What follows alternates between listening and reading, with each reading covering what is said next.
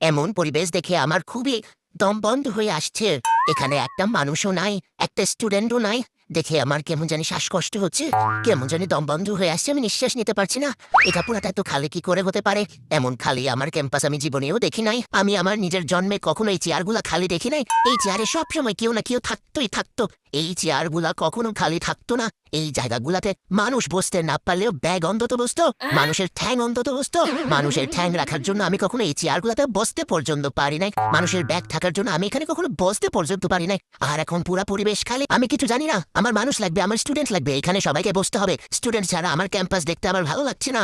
দেখে মনে হচ্ছে আমি এখনই নিঃশ্বাস আটকে উপরে চলে যাবো, মরেই যাবো।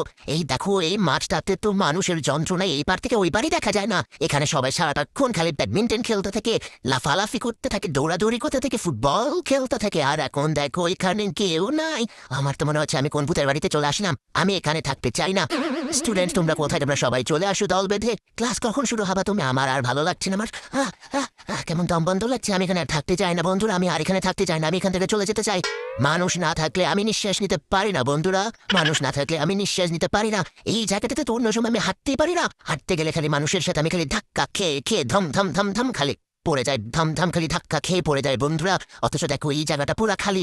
এই পুরা রাস্তাটাতে তো আমরা চাইলে ফুটবল খেলতে পারবো, কিন্তু আমি তো চাই না এই রাস্তা ধরে ফুটবল খেলতে। বন্ধুরা তোমরা কোথায় চলে আসো? তাড়াতাড়ি চলে আসো বন্ধুরা, তাড়াতাড়ি চলে আসো।